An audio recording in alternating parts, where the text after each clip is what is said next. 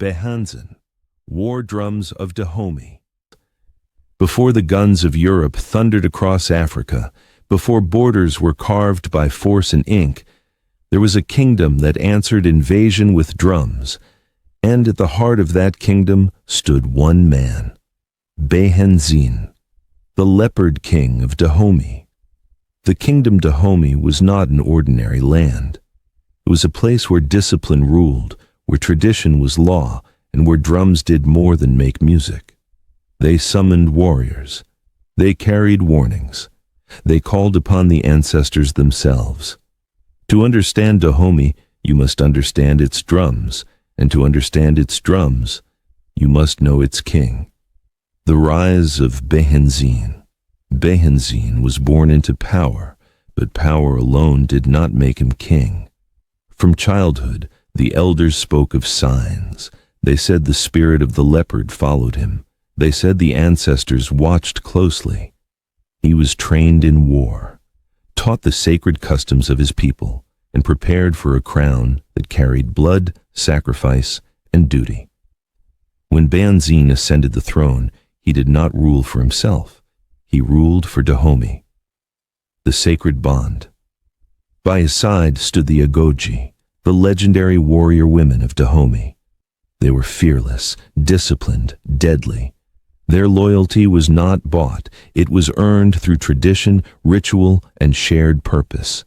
Together, king and warriors formed a bond stronger than steel. They fought not for riches, but for land, honor, and identity. The threat. Then came the outsiders. White men from across the sea, armed with rifles, flags, and false promises. They spoke of treaties. They demanded submission. They saw Dahomey not as a kingdom, but as a prize. They expected surrender. They did not know Béhanzin. The war drums. When the invaders advanced, the drums were beaten. Across villages and forests, the sound traveled, calling warriors to arms and spirits to witness. Rituals were performed, charms were worn, prayers were whispered to those who came before. The war of Dahomey was not just fought with weapons, it was fought with belief. Strength flowed beyond flesh, courage drowned fear, and the enemy felt something they could not explain.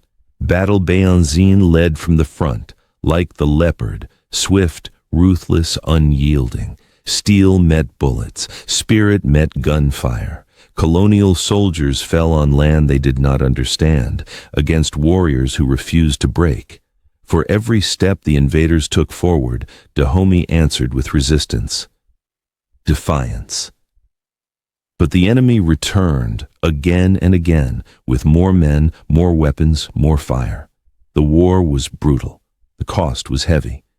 Yet even as Dahomey was pushed to its limits, Béhanzin refused to kneel.